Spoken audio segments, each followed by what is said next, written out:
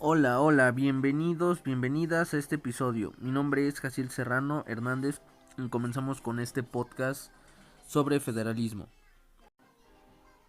Y yo soy Emily Zamora. Hoy vamos a hablar de un tema que parece súper técnico, pero que afecta directamente cómo se organiza nuestra democracia, el federalismo electoral en México, el cual consideramos es fundamental para lograr entender el tipo de federalismo que ha adoptado el país.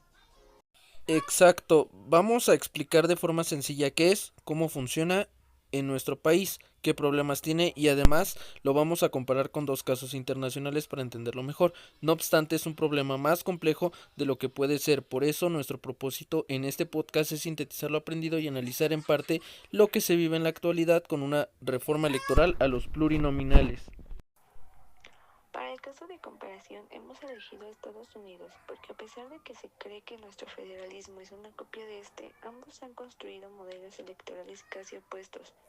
Por ello, esta comparación nos permitirá identificar qué tan original es nuestro modelo. Igualmente elegimos a Argentina y aunque ambos son países federales latinoamericanos, sus diseños y evoluciones electorales también han tomado caminos distintos. Estas diferencias con los países elegidos nos permitirá ver con mayor claridad nuestras fortalezas y problemas del federalismo electoral aquí en México. Para empezar, es fundamental abordar los antecedentes que permiten comprender el surgimiento del federalismo en México. Miguel Ramos Arizpe consideraba que el modelo estadounidense era el más adecuado para nuestra nación, en términos de organización federal. Este modelo había demostrado ser efectivo al lograr estabilidad política y prosperidad económica, gracias a su sistema de pesos y contrapesos que equilibraba los poderes. Asimismo, en el federalismo norteamericano, cada estado gozaba de autonomía, algo que respondía precisamente a las demandas de los estados que decidieron separarse del país. Ramos Arizpe estaba convencido de que implementar un sistema federal evitaría la fragmentación del territorio nacional, lo cual queda plasmado en su proyecto del Acta Constitutiva de la Federación, presentado el 31 de enero de 1824. Esta acta proponía la división de estados con la facultad de instalar sus propias legislaturas, buscando responder a las expectativas de los pueblos respecto a un sistema equilibrado, sin atribuirse por ello el mérito exclusivo de qué tan prometedores principios, ni pretender ser el creador original de todas las instituciones inspiradas. Afortunadamente, Ramos Arizpe tuvo como referencia el modelo exitoso de la República estadounidense, siendo presidente de la comisión encargada para la creación constitucional. Redactó los artículos del documento, acompañado tanto por federalistas como Crescencio Rejón, como centralistas, solo por mencionar algunos: José María Luciano Becerra, Rafael Manguino y José María Cabrera. En el artículo 5 señalaba que la nación adoptaba un gobierno bajo la forma de República Representativa Popular Federal. Mientras tanto, el artículo 6 estipulaba que sus componentes eran estados libres, independientes y soberanos en lo relativo a su administración y gobierno internos. Es preciso apuntar que, en esencia, el federalismo es un concepto normativo cuyo análisis debe hacerse desde las particularidades de cada ordenamiento constitucional.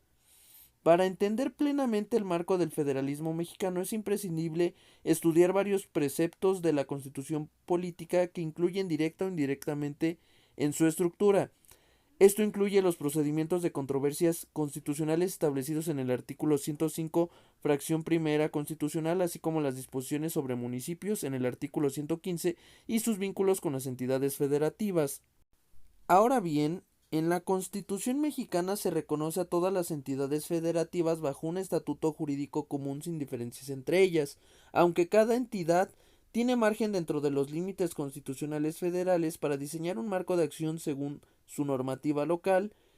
Por ejemplo, en el artículo 73, donde se delimitan las facultades del Congreso de la Unión para legislar en materias específicas, no siempre es preciso. La última fracción del artículo establece que México adopta una disposición similar al artículo primero, sección 8, párrafo 18 de la Constitución estadounidense, permitiendo ampliar significativamente la esfera de actuación federal con las facultades implícitas. Lo curioso es que las reformas constitucionales pretendan abordar competencias no previstas explícitamente en las fracciones del mismo artículo 73.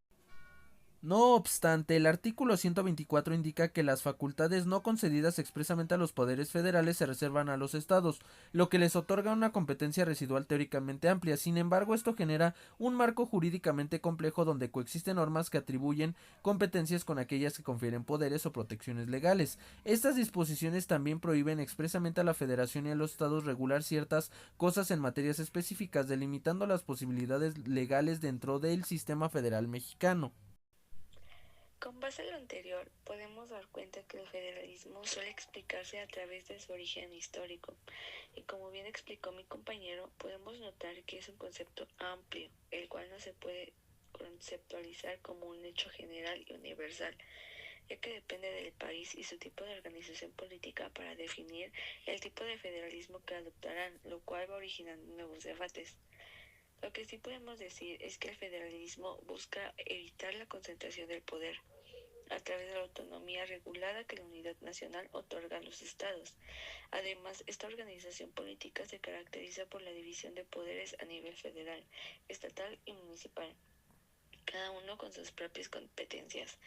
En este caso, México se establece como Estado federal de facto a través de un proceso complejo que se ratifica en la Constitución. Asimismo, podemos verlo reflejado a través de su división entre la autoridad nacional y sus 32 entidades federativas, las cuales se unieron mediante un pacto federal para crear una nación más grande, pero que también exigen la capacidad para ser reconocidas como estados libres y soberanos. Es por ello que por línea de explicación para este podcast hemos optado por presentar tres definiciones que nos han parecido clave para ayudarnos a analizar el tipo de federalismo que aquí existe en México, las cuales son de autores que han contribuido al análisis del diseño institucional, al derecho constitucional, al federalismo y al funcionamiento del Estado mexicano. Estos autores son Miguel Carbonell, Felipe Tena Ramírez y Enrique Cabrero. Carbonell sostiene que el federalismo responde a tres cuestiones, de las cuales la primera es organizar política y racionalmente grandes espacios geográficos, incorporando relaciones de paridad entre sus distintas unidades y suprimiendo las relaciones de subordinación empleadas en los imperios y colonias de los siglos pasados. Como segundo elemento podemos encontrar el integrar unidades relativamente autónomas en una entidad superior, salvaguardando sus peculiaridades culturales propias. Finalmente, nos habla de la necesidad de dividir el poder para salvaguardar la libertad. A su vez, Felipe Tena Ramírez expone que en la federación de los Estados miembros pierden totalmente su soberanía exterior y ciertas facultades interiores a favor del gobierno central. Desde este punto de vista, aparece la distribución de facultades como una de las características del sistema. Finalmente, Enrique Cabrero sostiene al tener autonomía, cada una de las partes de un Estado federal podrá tener un sistema electoral con variantes en relación a sus elecciones regionales o locales. Las reglas para la integración de los distintos cargos públicos suelen ser diferentes, pero también difieren las dinámicas electorales, los calendarios, los distintos casos que existen, los partidos políticos presentes en las diversas regiones puntuales. Al tener reglas y quizás culturas políticas distintas, el federalismo posee el reto, no obstante la pluralidad que suele existir, de buscar un estándar democrático en todas las partes que componen el pacto federal. Esto es que en el conjunto del territorio federal se cumplen con procesos electorales transparentes y competitivos, que la ciudadanía tenga canales permanentes de expresión y que se tenga acceso a la información pública, así como a políticas de transparencia, entre otros. Adicionalmente a estas perspectivas, quiero hacer también parte de este podcast a Johannes Althusius cuando contrasta que existen dos formas de confederación. Estas son la confederación plena y la confederación no plena. La primera se refiere a que un reino, provincia o cualquier otra asociación universal extranjera, junto con sus habitantes, están plena e integralmente cooptados y admitidos en el derecho y la comunión del reino, en la medida en que se fusionan y se unen en un solo y mismo cuerpo. es decir, los Estados miembros delegan toda su soberanía para aglutinarlas en una única asamblea, mientras que en el segundo caso consiste en varios reinos y provincias, mientras se reservan sus derechos de soberanía, se comprometen solemnemente entre sí mediante un trato o pacto hecho preferentemente por un periodo de tiempo determinado. La compilación de las tres definiciones nos ayuda a entender aún más la importancia que juega el rol de la autonomía en el federalismo, y es por ello que decidimos abordarlo desde la perspectiva electoral, ya que estas reglas electorales determinan cómo es que se elige el poder y por lo tanto es este proceso el que determina en gran dimensión qué tanta autonomía tienen los estados frente al poder central. Pues si se cambia esta estructura electoral, también cambian los incentivos de partidos, los gobiernos estatales, la participación ciudadana y hasta el equilibrio de poderes, lo cual explica por qué es que nuestro federalismo es un caso único, pues el debate sobre si tenemos un federalismo o centralismo o una combinación de ambos surge a partir de las reglas de nuestro federalismo electoral. Para ello, tenemos que comenzar a analizar cómo las funciones se reparten entre actores, así como su capacidad de incidencia para organizar y vigilar los procesos electorales entre autoridades federales y locales. Después de pasar por los antecedentes, qué es y cómo funciona el federalismo, ahora lo explicaremos brevemente el federalismo electoral en México. Inicialmente, la Ley Federal Electoral de 1946 creó la Comisión Federal de Vigilancia Electoral con un diseño institucional de tipo centralizado y vertical. En este contexto es importante mencionar que el presidente de la República fungió como un líder del Partido Revolucionario Institucional, refundado bajo este nombre en 1946. Así, el presidente fue nombrado jefe de Estado y jefe de gobierno porque así lo establecía la Constitución de 1917, así como máximo dirigente del partido político que se escribía en las reglas informales del juego. Esto se mezcla con lo abordado con Luis Medina sobre la centralización del poder en una figura presidencialista máxima a través de un poder ejecutivo y un partido absoluto, recordando las épocas de inestabilidad que se habían vivido previamente para poder sostener un proyecto de gobierno bajo una figura máxima presidencialista. Algunas cosas que se pueden mencionar en este tema es el de procurar la disciplina dentro de aquella figura presidencial por medio del liderazgo centralizado, las listas cerradas y la ausencia de incentivos para que las diputaciones y sus senadurías actuaran en favor de los intereses locales, pues lo hacían por los intereses partidarios priistas y federales, mientras que la Comisión de Vigilancia Electoral estuvo integrada por equipo presidencial del PRI. Resulta evidente que tenía la posibilidad de favorecer a su partido político. Los nombramientos que ejercían sus funcionarios se dedicaban a 32 comisiones locales electorales. Además, en ese mismo año, la ley solicitó a los partidos políticos 30.000 afiliados por el territorio nacional y 1.000 afiliados mínimo por cada entidad federativa, para así obtener su registro. 7 años después, con la reforma electoral del 53, el número de afiliados aumentó a 75.000 por todo el país y 2.500 por entidad federativa. De este modo, se tenía mayor control en los comicios y registro de partidos en ese entonces. Una vez hemos entendido cómo es que el federalismo electoral evolucionó para así poder funcionar como lo hace actualmente, ahora es importante conocer cómo se reparten las funciones entre los actores fundamentales. En primera instancia tenemos al Instituto Nacional Electoral, después a los organismos públicos locales electorales, o también llamados OPLES, los cuales son de suma importancia para entender este análisis, y por otro lado al Tribunal Electoral del Poder Judicial Federal, que desempeña un rol crucial para vigilar las reglas del juego. El INE controla lo más técnico y nacional, como lo es la credencialización, el padrón, fiscalización, lineamientos y capacitación. Es la autoridad rectora del sistema electoral mexicano. Su función en el federalismo electoral es articular un modelo nacional de elecciones, coordinando y supervisando a los OPLE para asegurar que en todo el país se respeten los mismos estándares democráticos. Estos organismos públicos locales electorales o OPLE son autoridades electorales autónomas que operan en cada estado del país. Antes se llamaban institutos o comisiones electorales estatales, pero fueron reconfigurados en la reforma electoral del 2014. Su función principal es la de organizar elecciones locales de los gobernadores, congresos estatales, ayuntamientos, conforme a los lineamientos nacionales definidos por el INE. Aunque el INE es el eje nacional, los OPLE tienen incidencia propia con respecto a este, ya que organizan los procesos electorales estatales, fiscalizan partidos y candidatos locales, realizan educación cívica en su entidad, vigilan el cumplimiento de normativas locales y se coordinan con el INE en elecciones concurrentes, cuando hay federal y local en el mismo año.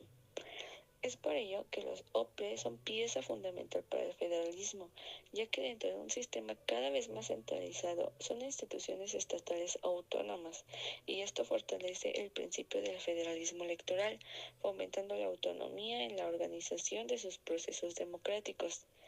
Sin embargo, enfrentan retos de captura política, así como de recursos y desempeño desigual, lo cual ha ido incrementando debido a la profunda deslegitimación que los últimos gobiernos han comenzado a señalar de las instituciones y organismos autónomos, en especial el INE, pues recordemos que han habido muchas discusiones sobre sus reformas y tanto como la oposición ha intentado meter la mano para disque defender su autonomía. Para finalizar con este apartado, hay que recordar que históricamente antes los estados tenían mucho más poder electoral, pero con las reformas de los años 90 se creó el IFE, que después evoluciona al INE, y esto fortaleció la coordinación nacional. Entonces el federalismo electoral mexicano busca equilibrio, ni completamente centralizado, ni totalmente local. El concepto de federalismo electoral en México es fuente de análisis y debate, ya que su evolución ha generado cuestionamientos en torno a la centralización de funciones públicas, especialmente en el ámbito electoral. Este fenómeno no es exclusivo de la materia, ni reciente, pues incluso antes de la creación del Instituto Nacional Electoral, varias actividades clave, como la administración del padrón electoral y los tiempos del Estado en televisión y radio, ya estaban centralizados bajo el Instituto Federal Electoral IFE. En ese entonces no se discutía si esto invadía las atribuciones de los estados. Sin embargo, la transición al INE marcó un punto de protesta porque se percibió como un atentado al control local sobre los procesos electorales. La conformación del Estado mexicano representa una particularidad histórica, a diferencia de otros sistemas federales surgidos por acuerdos entre estados soberanos. En México el federalismo fue resultado de una acción centralizada que buscaba unificar políticamente al país. El federalismo mexicano, por tanto, emergió como una estrategia del poder central para mantener cohesionadas diversas regiones con diferencias profundas. En febrero de 2014, una reforma significativa en materia político-electoral modificó 29 artículos de la Constitución. Con este cambio se creó el INE, reemplazando al IFE. El nuevo órgano asumió la responsabilidad de organizar y vigilar las elecciones federales, además de coordinarse con los organismos locales para los comicios estatales. Esta reforma llevó a un aumento en el número de consejeros electorales federales, pasando de 9 a 11, con un periodo de gestión de 9 años. Por su parte, los organismos públicos locales electorales OPLE quedaron conformados por un presidente y 6 consejeros nombrados directamente por el INE, aunque sus integrantes ya no podrían ser reelectos tras un periodo de 7 años. A pesar de estas medidas destinadas a fortalecer el sistema electoral, persisten tensiones sobre la autonomía de los OPLE, que muchos consideran limitada por la supervisión directa del INE. Esto ha generado desigualdad en capacidades operativas entre estados y ha expuesto a la influencia constante de las dinámicas políticas locales, particularmente en lo referido a la asignación presupuestaria para los órganos electorales. Un análisis histórico ilustra el impacto de las instituciones electorales. Organismos locales contribuyeron significativamente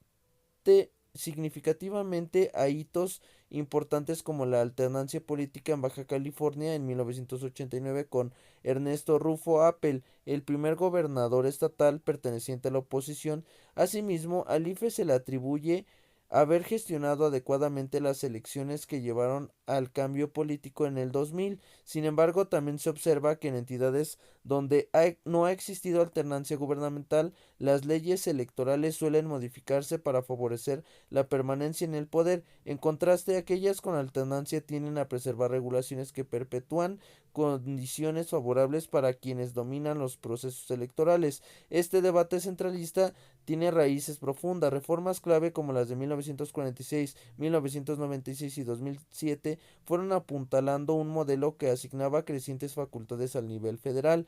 La reforma de 1996 marcó un hito al introducir principios como elecciones abiertas y competitivas, además de conceder autonomía al órgano electoral y establecer estándares para las leyes locales. Ante prácticas generalizadas como la compra de votos en el ámbito local, este cambio buscaba frenar abusos mediante una mayor intervención federal. La reforma otorgó facultades a los partidos políticos para impugnar decisiones locales ante una instancia nacional y estableció criterios para el nombramiento de consejeros electorales, donde los académicos reconocidos, reforzando la credibilidad del sistema, dieron estos avances persistentes desafíos estructurales y políticos que mantienen vigente el debate sobre la viabilidad y legitimidad del modelo electoral mexicano. Para el año 2007, el Código Federal de Instituciones y Procedimientos Electorales otorgó al IFE un total de 53 atribuciones, entre las cuales destacaban fortalecer la confianza y credibilidad ciudadana, regular el acceso de los partidos políticos y autoridades electorales a los medios de comunicación, fomentar la participación ciudadana, garantizar la equidad y civilidad en las campañas electorales y mejorar la transparencia en la organización y difusión de los resultados. Un evento clave que marcó un cambio significativo fue el conflicto entre Vicente Fox y Andrés Manuel López Obrador, acompañado por los llamados videoescándalos y el caso del desafuero. Estos eventos generaron gran repercusión en la sociedad, alimentando acusaciones de fraude y dando pie a una reforma que impactó a las entidades federativas en tres aspectos esenciales. Primero, se estableció que el tiempo en radio y televisión durante campañas sería administrado exclusivamente por el IFE, quien centralizaría la asignación de esos espacios correspondientes a los medios del Estado para su distribución entre los partidos políticos. Segundo, esta disposición también aplicaba a elecciones locales, dejando al IFE como única autoridad con capacidad para gestionar dichos tiempos. Por último, se prohibió a los partidos políticos adquirir directamente espacios en radio y televisión, consolidando un esquema centralizado en el que las agrupaciones deberían recurrir únicamente al IFE para tales fines. Con vista a lo anterior, es evidente el por qué uno de los debates más fuertes plantea que el modelo mexicano está demasiado centralizado, ya que para algunos el INE tiene demasiado control y limita la autonomía local, pues este tiene un papel dominante sobre lo electoral, aún en ámbitos que en teoría deben o podrían ser locales. Por ejemplo, el diseño de reglas nacionales uniformes, una autoridad central para organizar elecciones, el control sobre distritación, el padrón electoral, financiamiento de partidos, supervisión de elecciones estatales o locales y facultades para definir cuándo interviene en elecciones locales. Aunado a que esta percepción centralizada se percibe más tras la reforma de 2013 y 2014, que configuró un modelo híbrido en el que el INE obtuvo mayor control sobre los procesos electorales locales, aun cuando estos se siguen organizando con la participación de los organismos estatales, los OPLE. En el diseño, el INE, no los congresos estatales ni autoridades locales, designan los consejeros de los organismos electorales estatales. Además, el INE tiene la facultad de supervisar y, en su caso, sustituir autoridades locales electorales si se considera que su independencia e imparcialidad está amenazada. Y pues como el INE funge como árbitro nacional de las elecciones, su estructura, normativas y decisiones influyen en todo el territorio, lo que tiende a entorpecer la autonomía local electoral. Un punto destacable es la duplicidad de funciones que se presenta en ocasiones entre el INE y los OPLES, lo cual puede derivar en un sistema más costoso o menos claro. Por otro lado, es relevante mencionar que el Pacto por México fue un acuerdo político firmado el 2 de diciembre de 2012 en el Castillo de Chapultepec por el entonces presidente de la República y los líderes de sus principales partidos políticos que hay en México. El Partido Acción Nacional, el Partido Revolucionario Institucional y el Partido de la Revolución Democrática fueron los principales actores del pacto. Tenía como objetivo principal profundizar el proceso democrático mediante tres ejes fundamentales: el fortalecimiento del Estado mexicano, la democratización de la economía y la política, junto con la ampliación y aplicación efectiva de los derechos sociales, la participación activa de los ciudadanos como actores clave en el diseño, implementación y evaluación de las políticas públicas. En este marco, el compromiso 89 del Pacto por México, dentro del punto 1.3 sobre partidos políticos y elecciones, presentó la propuesta número 9 que daba origen al INE. Se planteaba la creación de una autoridad electoral de carácter nacional con una legislación única para encargarse tanto de las elecciones federales como estatales y municipales. Antes de este cambio, el IFE gestionaba 333 procesos electorales. Con el nacimiento del INE, esta carga se incrementó considerablemente, incluyendo la organización de 2.457 elecciones municipales, 31 gobernaturas y alrededor de 1.000 diputaciones locales. El presupuesto destinado también registró un importante incremento, mientras que el IFE operaba con un presupuesto de 11.000 millones de pesos y los institutos electorales locales sumaban 7.000 millones. Ya para 2016 el presupuesto conjunto del INE y los OPLES superaban en casi 2.000 millones al asignado a la Procuraduría General de la República, triplicando el destinado a la Secretaría de Relaciones Exteriores y cuadruplicando el correspondiente a la Secretaría del Trabajo y Previsión Social. En términos legales, la Constitución regula la relación institucional entre el INE y los OPLES, algo que antes se realizaba mediante convenios de colaboración entre autoridades locales y federales. Ahora esto se encuentra normado a través de la Ley General de Instituciones y Procedimientos Electorales, que establece que la coordinación entre dichas instancias recae en la comisión de vinculación en el consejero presidente de cada organismo público local, junto con la unidad técnica de vinculación. El propósito principal de esta coordinación es garantizar una armonización técnica en la organización de las elecciones locales y homologar los estándares de calidad establecidos en el marco legal según el artículo 119 de dicha ley. Para las funciones que directamente deben ejercer el instituto en procesos electorales locales, se hará conforme a las disposiciones constitucionales y legales, siguiendo los criterios, lineamientos, acuerdos y normas emitidos por el Consejo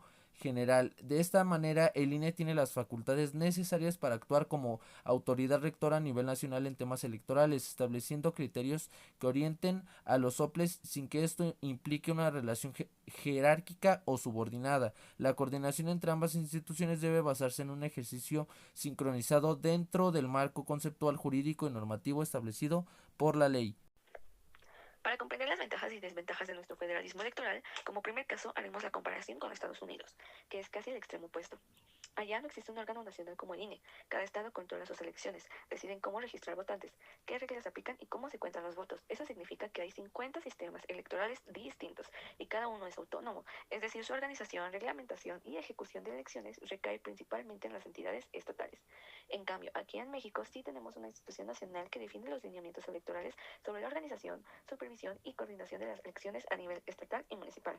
Es por ello que este análisis comparado es interesante, ya que este contraste institucional, es decir, centralizado contra descentralizado, marca la primera gran diferencia. En México existe una coordinación nacional con estándares comunes, y en Estados Unidos predomina la diversidad normativa y administrativa entre estados. Por otro lado, en México, la organización para llevar a cabo elecciones busca integrar de forma coordinada los niveles federal y estatal, bajo estándares únicos. Por ejemplo, tienen juntas locales y distritales en cada entidad federativa para ejecutar la logística, emitir credenciales, mantener el registro de votantes, coordinar módulos, entre otras. En Estados Unidos, cada estado conserva la autoridad administrativa sobre sus procesos electorales, pues recaen autoridades estatales y locales. Incluso para elecciones federales, son estas autoridades las encargadas de llevar a cabo el registro electoral, organizar las mesas, contar votos y certificar resultados. Es así que aun cuando nuestro modelo es más centralizado, permite garantizar una base uniforme para que pueda haber voto, reduce las disparidades territoriales, profesionaliza la administración electoral y limita los riesgos de manipulación local o cacicazgos. Además, y muy importante, para el ejercicio de la democracia, el INE, al ser autónomo, es imparcial del sistema político nacional. pero también emergen varios problemas. Por ejemplo, se crea desigualdad entre estados a la hora de votar y llevar elecciones. Es decir, este modelo puede limitar la capacidad de adaptación local, ya que las reglas uniformes no están pensadas para responder a las diferencias regionales sobre diversidad cultural y desigualdad socioeconómica. Con respecto a esto, podemos concluir una vez más que ningún sistema federal es completamente acertado, ya que cada uno disfruta tanto de beneficios como de complejidades. Lo importante aquí sería analizar qué tipo de federalismo es el que nos puede garantizar elecciones transparentes, legítimas, con mayor participación y equidad, pues finalmente ambos países, al ser democráticos, deben cumplir con ello. El artículo primero de la Constitución argentina establece que el país adopta una forma de gobierno representativa, republicana y federal. Tanto el presidente como el vicepresidente tienen un mandato de 4 años con la posibilidad de ser reelegidos o sucederse mutuamente, pero únicamente por un periodo consecutivo. Si han ejercido estos cargos durante 2 mandatos consecutivos, no pueden postularse nuevamente. Para ninguno de ellos hasta transcurrido un periodo. La Cámara Nacional Electoral en Argentina no está prevista constitucionalmente y opera como parte del Poder Judicial, pues sus integrantes son designados por el presidente con aprobación del Senado y su mandato es inamovible. Por otro lado, la Dirección Nacional Electoral, que depende del Ministerio del Interior, administra los procesos electorales nacionales.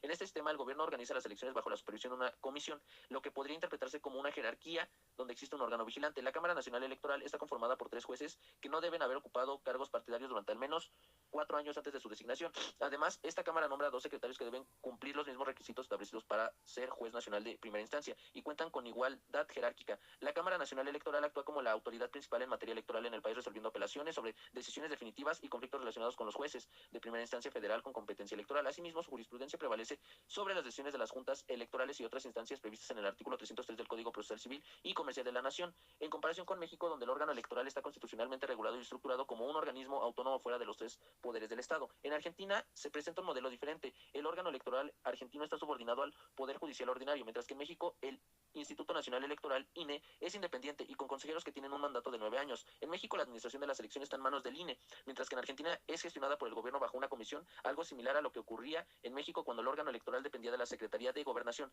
La estructura básica de la jurisdicción electoral argentina incluye un presidente, vicepresidente, secretario de actuación electoral, secretario de actuación judicial, secretario de Cámara y una prosecretaria de Cámara. En ambos países se ha debatido la creación de una autoridad nacional electoral. Sin embargo, en las últimas elecciones presidenciales argentinas, en las que perdió el candidato oficialista, se destacó como argumento principal la confiabilidad del órgano electoral existente, lo cual eliminó la supuesta necesidad de crear una nueva entidad nacional para organizar elecciones provinciales. La Constitución argentina establece en su artículo 122 que las provincias tienen autonomía para organizar sus propias instituciones locales, donde se encargan de elegir gobernadores, legisladores y otros funcionarios provinciales sin intervención del gobierno federal. A diferencia de México, donde el órgano electoral tiene autonomía constitucional reconocida, en Argentina el órgano superior en materia electoral tiene un carácter legal y no constitucional. Por ello, se considera que carece de independencia plena. Además, la gestión electoral está a cargo del Poder Judicial ordinario con órganos administrativos temporales, mientras que la Cámara Nacional actúa como máxima autoridad electoral dentro del mismo Poder Judicial y se ocupa de resolver apelaciones vinculadas a los procesos electorales nacionales.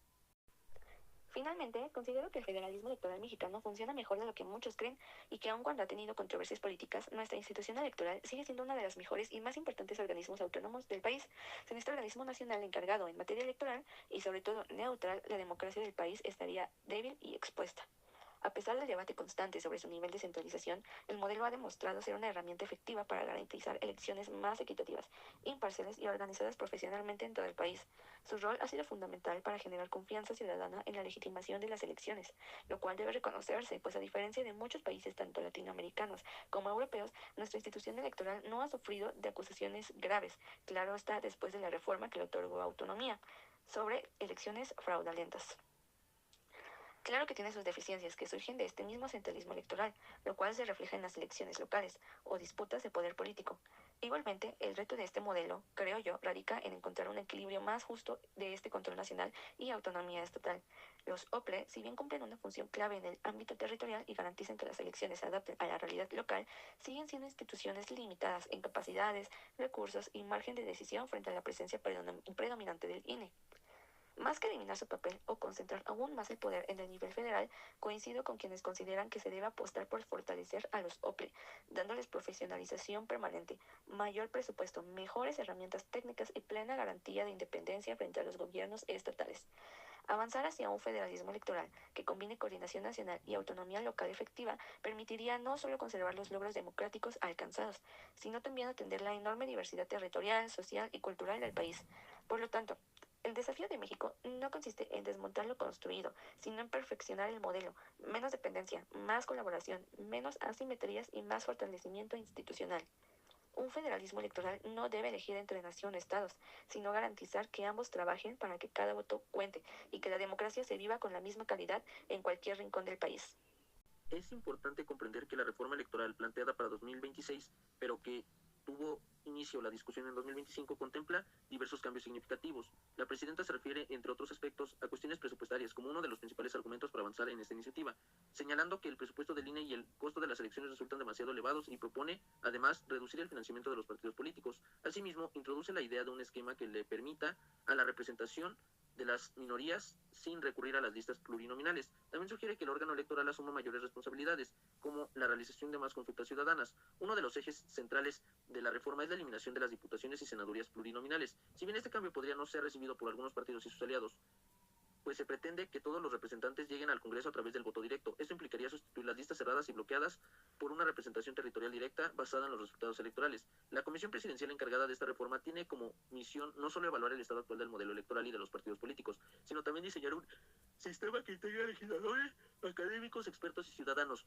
con un único objetivo, que es alcanzar una propuesta que garantice una mejor representación popular y promueva mecanismos efectivos de participación social. Sin embargo, algunos debates han señalado preocupaciones relacionadas con el impacto de estos cambios que podrían tener en la autonomía del árbitro electoral, en la representación proporcional y en los espacios para las minorías. Estas discusiones sugieren que medidas como estas podrían concentrar el poder, debilitando los contrapesos institucionales y después ciertas perspectivas conservadoras, erosionando los principios democráticos desde adentro. En mi opinión, el reciente proceso judicial dejó claro que la ciudadanía demanda reglas claras, árbitros autónomos y un sistema de justicia funcional. Sin embargo, existe el riesgo de que la autonomía de las instituciones de la misma justicia se vea comprometida si no se evalúan adecuadamente los perfiles de quienes participan en estas elecciones. Delegar más funciones al órgano electoral sin garantizar un presupuesto adecuado ni contar con el tiempo necesario para implementar los cambios complica aún más este panorama. Está claro que si tú vas a dar más atribuciones, claro, está perfecto hacer un recorte presupuestal, pero las consultas también llevan tiempo y esfuerzo. Eso claramente derrumba por una parte el tema de cómo es que la presidenta probablemente ve más gastos, pero prefiere dar mayores consultas, sin contar que eso a la larga realmente no puede ser un parámetro, solamente sería un juego político en el que ya se ha caído antes, o una propaganda como la misma revocación de mandato. Si bien en la actualidad se observa una evolución dispar entre las entidades, algunos estados han implementado reformas innovadoras en sus órganos electorales locales, mientras otros han mantenido sus estructuras sin cambios. Este panorama refleja cómo los procesos de transformación política han abierto nuevas oportunidades para revitalizar el significado del federalismo electoral mexicano. En este contexto, se planteó una de muchas oportunidades para revitalizar el significado del federalismo electoral mexicano. En este contexto, se planteó una reforma o una propuesta que incluía la eliminación del IFE y la creación del INE. Sin embargo, esto no prosperó debido al firme rechazo de 27 consejeros de órganos electorales locales. Retomando esta parte, se puede ver cómo la parte electoral realmente en su momento fue importante para tirar o dejar en pie alguna reforma.